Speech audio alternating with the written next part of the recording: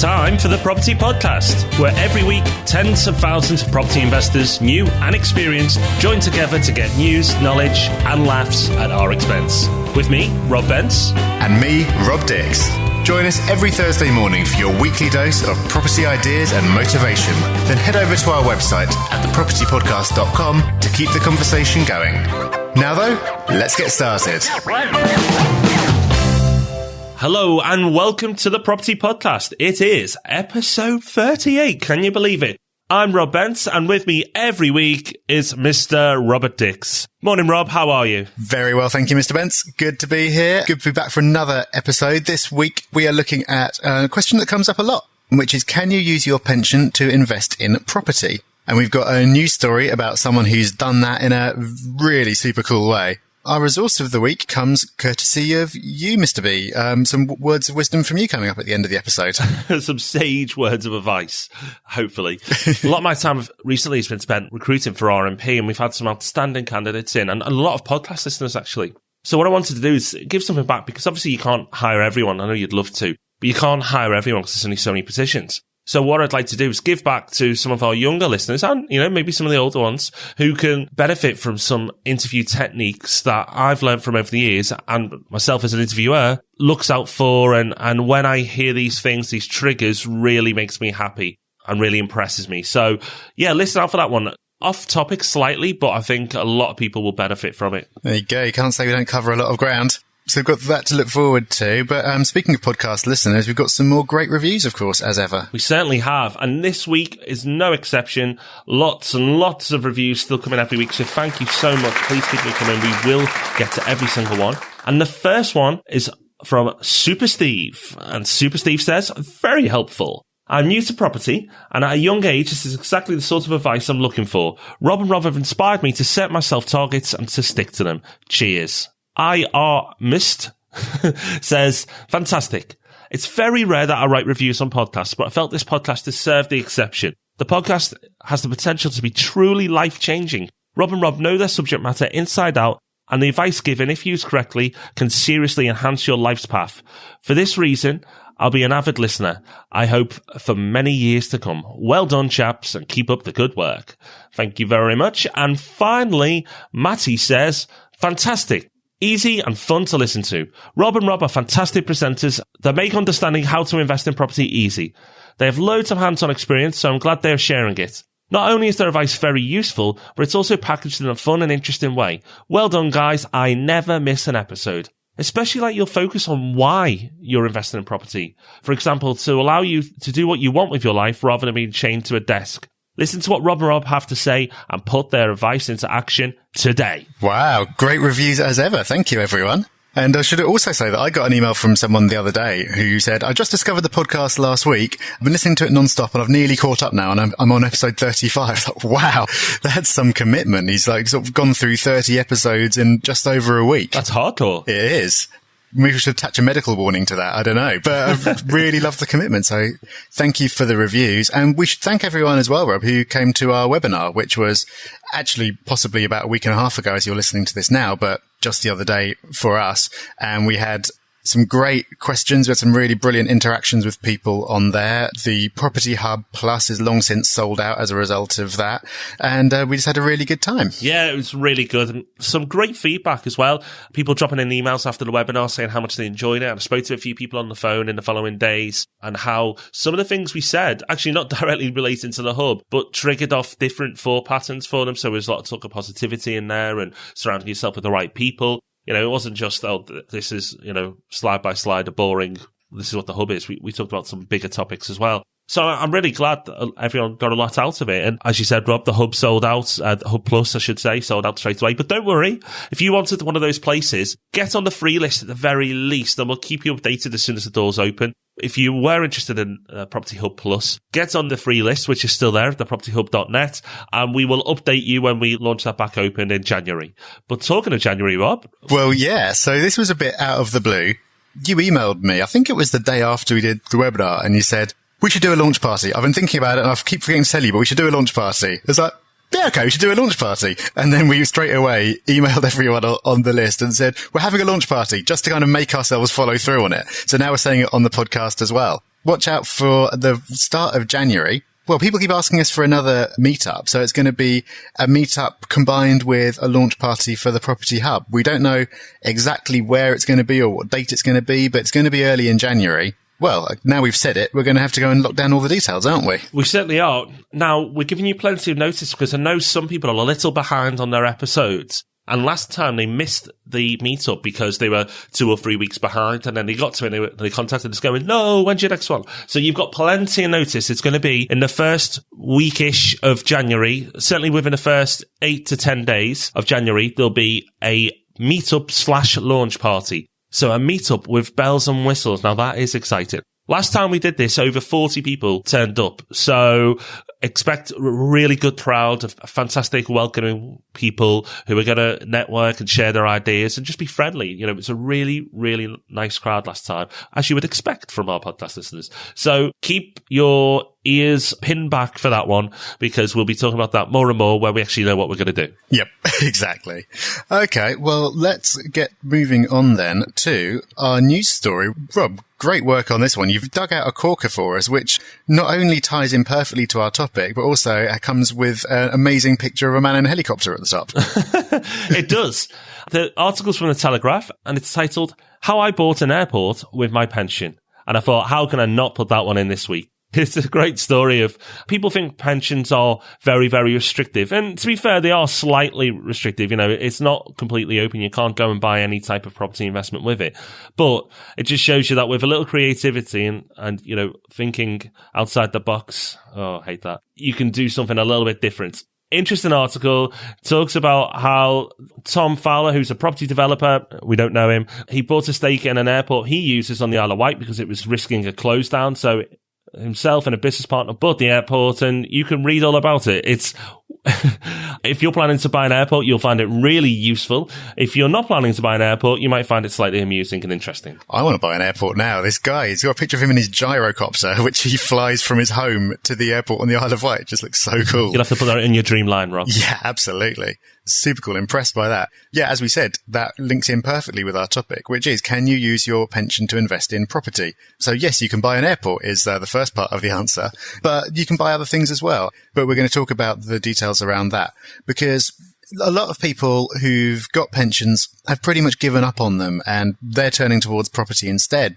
We're going to go into the reasons why that's happening later on. But in short, greedy pension companies, years of poor returns and high inflation means that people had all these expectations for their pensions, which have actually ended up delivering so little. Over that same time, you've seen property prices steadily increasing. And of course, prices can dip in the short term, but as a long-term investment, property investment does look pretty safe. We're obviously enthusiastic about buying property and using that as one of the vehicles through which you fund your retirement. Something we've not actually spoken about before is how to actually use your pension itself to invest in property rather than equities or whatever it is that it might be in at the moment. So we're going to look specifically in this episode at the issues around buying property within a pension. But as I said, we need to look at the context around this. And Rob, I know that you've spoken plenty about the reasons why pensions have performed so poorly in the past. Well, you even interviewed me about it, Rob. I did. On the Property Geek podcast, yeah. That's how it all started. Oh, memories. I used to talk about the pension crisis a lot, an awful lot, too much. In fact, that I used to bore people. RMP property. The RMP actually stands for Rescue My Pension, if you didn't already know. It's something I'm quite passionate about, and I've had to reel that passion back in over the years because I appreciate pensions aren't necessarily sexy. But what we have to accept is there is a pension crisis, and it's only going to get worse, okay? Let me say that again. There is a pension crisis, and it will only get worse. If you're one of these people that are just hoping something will work out in the future, you're doomed. I'm sorry, but you may as well be told now, so it might give you that jolt to do something. The pension crisis is awful. Now, there's people get close to retirement now, and they're going through that last wave of final salary pensions, and there'll be about 10 more years of, happy retirees. There's people now who aren't happy, but there'll be 10 more years that the majority of people are reasonably happy, some sort of pension, and in about a decade, everyone will realise how screwed we are. And let me explain why rather than just giving you words. The average pension pot today is £30,000. Okay. I'm going to be generous and I'm going to triple the average pension pot. And I'm going to say it's £100,000. Might I add, ladies, if you're listening, that average pension pot is skewed because for men it's higher, but for women it's a lot less because traditionally women have relied on men in the past for their pension. So don't assume that your other half knows what they're doing because these facts would say the majority don't. Okay, so I'm going to triple that pension pot from the 30-odd thousand to 100,000. Now, if you retired today at 65, bear in mind this number's going to get worse, and I'll explain why. But if you retire today, you could expect a pension of roughly £100 a week if you had a £100,000 pension pot. So I've tripled the average, and you'd only get £100 a week. I don't know if any of our listeners could live off £100 a week, but I know in London you can even get the bus for a week on £100. So it's not a great sum of money, and it's only going to get worse. And the reason why it's only going to get worse is because when you retire, the majority of people have to buy what is called an annuity. I won't go too deep here. I'll try and keep it simple. But an annuity is basically an insurance that pays out throughout your retirement. Now, what they do is they look at the average person and they go, right, okay, at 65, we'll expect you to live for X amount of years longer. So we'll pay you slightly less than that. But the problem for pensions is, and the great thing for humans is, we're all living longer. Almost every year, life expectancies are going up and up and up. Pension returns are going down and down and down. So what £100,000 would pay you out today would be less again in 5 years' time. Dramatically less. It's really fallen off a cliff. To give you an example of how lives are changing, 1 in 4 babies today will live to 100, which is fantastic. 1 in 4 babies born today will live to 100. That's what they expect, which is great news for us humans, but not great news if you want to retire. 65 will be the new 50. It will be aspirational soon. People will go, I'd love to retire at 65, because soon you'll accept working to 75 quite quickly. If you're already closer to retirement age, then, you're probably one of the luckier ones. But if you're sort of 45 or younger, you might need to have a serious look at this, and don't just bury your head in the sand.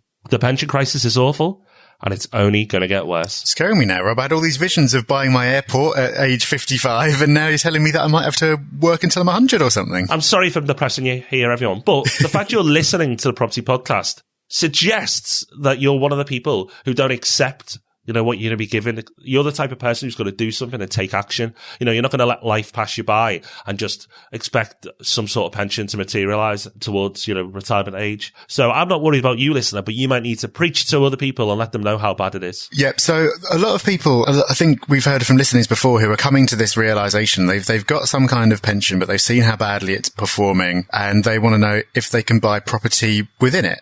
And the short answer, I suppose, is yes, but only certain types of property. Yeah, absolutely. So the good news is, yes, there are some options, but it's not as simple as, I've got this money in the pension, I'll go and buy that buy-to-let down the road. Unfortunately, you can't do that, okay? There are restrictions. You can't also go, I want to buy my own home. I haven't got quite enough deposit, but I've got 50 grand in my pension. I'll top up my deposit. Unfortunately, you can't do that. So your own home or standard residential buy-to-let cannot be part of your pension. But there are options. What I would say is we're going to run through some of them here, but from the off, Rob and I are not IFAs, okay? If you want professional advice about pensions, please don't come and ask ourselves. Go and seek experts. Pete Matthew is someone we've talked about many times on this show. He's a great guy. He runs the Meaningful Money podcast.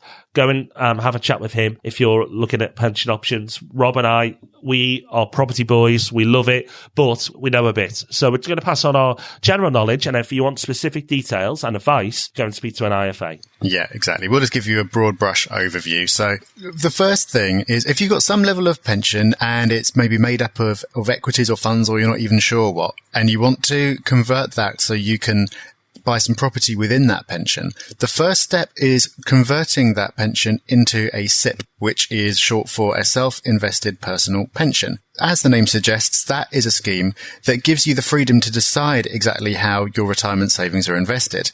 So traditionally, pensions were provided by insurance companies, and you could only invest in a small number of investment funds that were run by that company.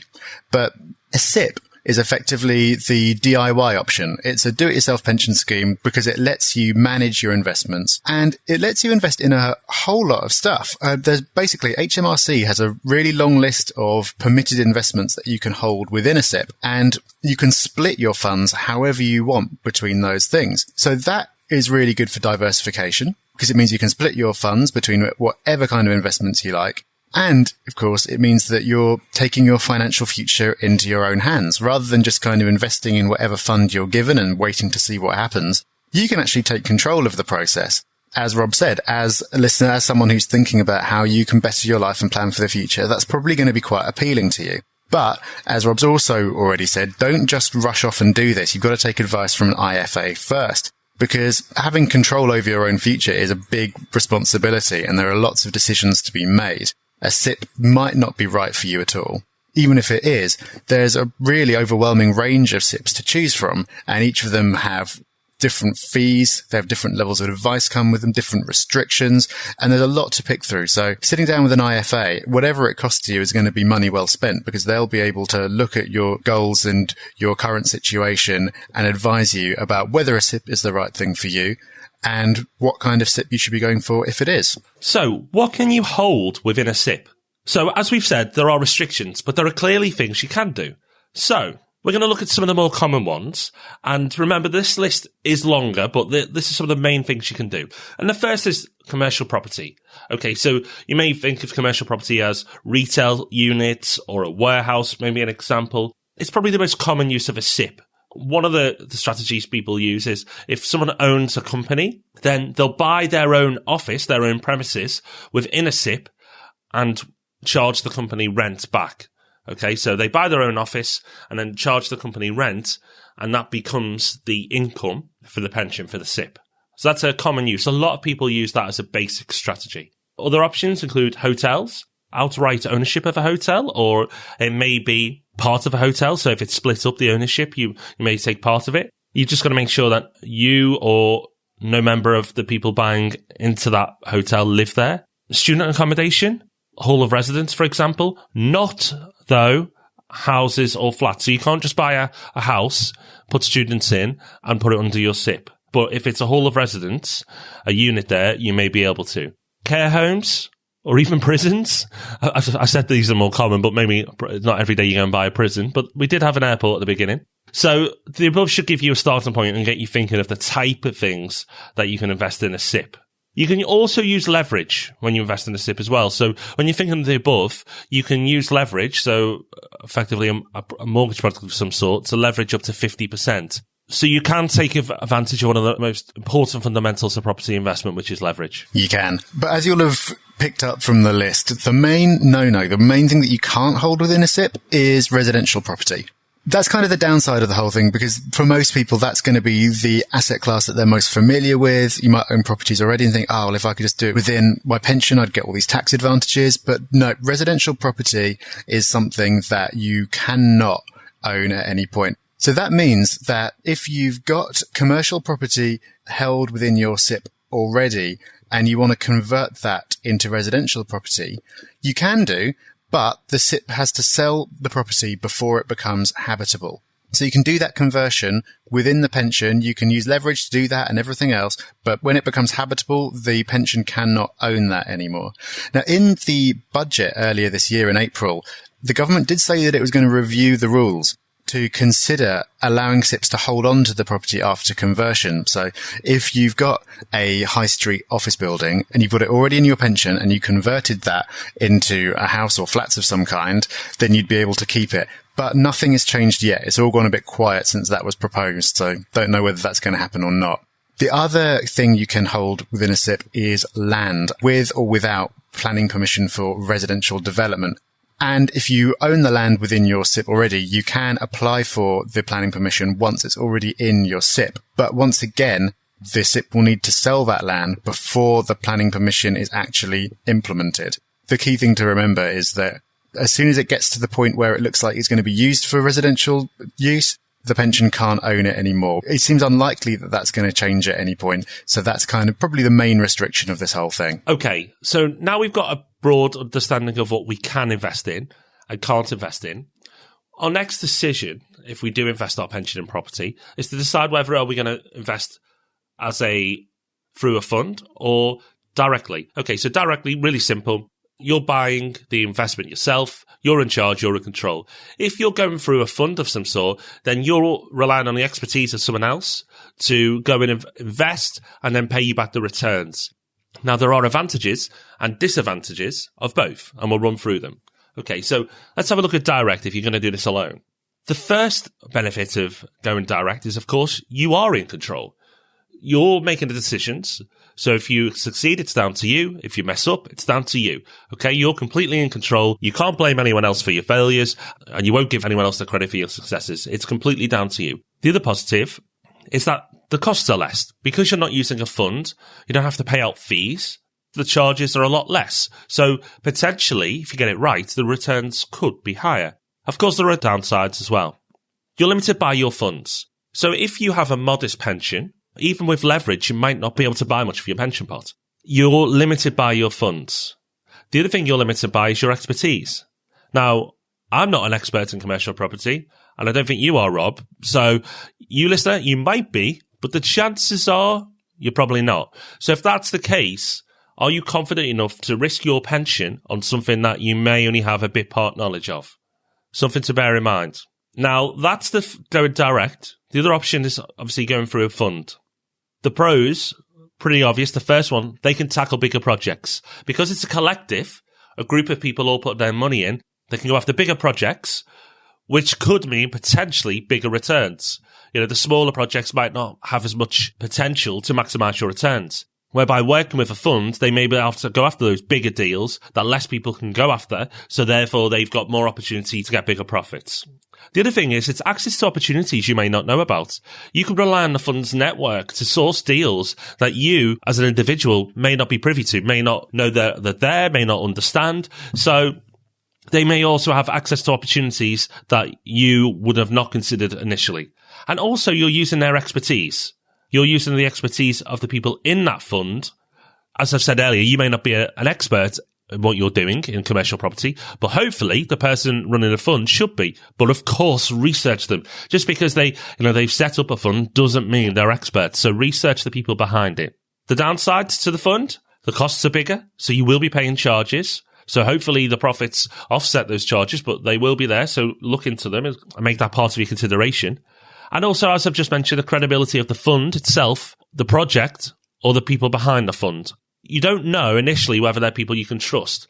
Past success is an indicator, but you want to research them regardless anyway. We always talk about research. You know, don't suddenly switch off if it's your pension. In fact, you should probably switch on even more, because if they take your pension pot and just wipe it out, then you have to start again. You know, if it's a property investment, if you make a bad property investment, as long as you're well cash flowed, you still own the property. Whereas a fund, you could lose everything. Make sure you research the people you're working with, make sure you're researching the fund, and make sure you're researching the project they're looking to undertake. Yeah, definitely do. And I think that's the summary of the whole thing, really. There's so much to think about, so many different factors, but it's something that you might be wanting to take a look at. If you've got a pension that's performing poorly, all of this stuff is worth a look, but you've got to look at it in conjunction with an IFA and get some proper advice on this stuff. If you've got plenty of properties already, you might want to be diversified away from property in terms of your pension holdings, but then it might be something you want to have a look at. And hopefully, even though we've only given you a really broad overview, we've kind of given you a starting point to go and research this a little bit more in conjunction with an expert. And it's a question that comes up quite a lot. So hopefully we've gone some way to answering that. Of course, people often refer to property as their pension, even though it's not actually a pension. It's not held within a pension vehicle, which means you don't get the same tax advantages that you do with pension contributions. But property, of course, we don't need to tell you, we consider it a fantastic long-term investment. That is the entire point of the podcast and the last 38 episodes. So something to look at. In a future episode as well, I think we should do an episode where we talk about what to do with your property portfolio as you approach retirement, issues around leverage, capital gains, inheritance tax and all that kind of thing, because that's something that often comes up as well. But hopefully we've given you something to think about. And hopefully Rob hasn't scared you too much by giving it to you honestly about the state of your pension. So it's something to definitely start thinking about now rather than waiting until it's too late to do anything about it. Yeah, sorry if it's not my cheery normal nature, but I think some people just need that shake. If you just say, oh, it's not great, maybe you should do something about it. If you're thinking about it, then you probably won't do anything. But hopefully by hitting you hard with the brutal truths of the pension crisis, that it might give you that jolt today to go and investigate it further. And a property investment portfolio might be the alternative. You have to have a look at it. You have to put a plan in place as well. Don't just assume that buying a couple of buy-to-lets is going to get you there. But if you have a plan, a strategy, it could be that alternative for you. Word of warning. We say go and speak with an IFA. Obviously, we've had Pete Matthew on the show, who's great. I know it sounds crazy because they've got the qualifications, but don't assume all IFAs are equal. They're not. I've given a conference on the pension crisis before, and had an IFA approach me later to say I was scaremongering and that the pension crisis is just temporary and shares will recover soon. That scared me. That IFA actually thought the pension crisis was caused by poorly performing shares. Don't just assume because they've got, a few letters after their name that they are qualified. Well, they are qualified, but they know what they're talking about. Research. Don't just assume they know what they're talking about and they understand things. Question them about the pension crisis. Use the knowledge you've gained from this. Definitely, yeah. Put these questions to them and see what they say. But you know what? Pete Matthew did a really good episode of his podcast as well a few months ago about how to choose an IFA, some places to look, what to look out for, and exactly what all the different qualifications mean. So we'll link to that in the show notes as well. So if there is something you want to look in further, you can go and check out his episode and use that as a starting point for looking into who you want to work with. We should move on to the resource of the week, and an unusual one because this isn't a cool app or something we've been using or a way to use Rightmove or something like that, but it's a bit of a broader one, but I'm really excited about this. So the resource this week is going to be interview tips, which you've picked up over your career and which you've been reminded of by the recruiting you're doing at the moment. And I'm really looking forward to this. It's a little bit unusual for us, but I think it's really useful ground to cover. Yeah, absolutely. And you can adapt this into different things as well. If you're networking, some of these approaches can link into many other different things. I'm not going to go on and on and on here. I'm just going to give you some quick nuggets that can really make you stand out very quickly from everybody else who's applying for a job. Because for good jobs, there are lots and lots of applicants. I think I've had over 100 for the jobs for RMP, a combination of recruitment websites and podcast listeners. And I have to say, and this is the truth, the podcast listeners, the standard on average was far, far higher than the people coming through the recruitment websites because they've already shown that they've got a commitment to learn and better themselves, which is fantastic. So I really enjoyed the podcast interviews and speaking with the people who apply for RMP. I'd love to give everyone a job. It's just impossible, But I would like to give back in some tips. So my first tip is preparation. Now, I know it sounds like a given, but go and dig deep. Go and find out about the company you're being interviewed by. Maybe mystery shop them. If you're going to do that with me, please don't do it for hours, but maybe do a quick mystery shop. Find out about their services. Dig a bit deeper into their website than anybody else would do. And then use that knowledge that you've gained to drop into conversation to prove that you've taken that extra effort and you understand the company better than probably other applicants that have applied. So that's the first thing, is preparation. Also, prepare your questions.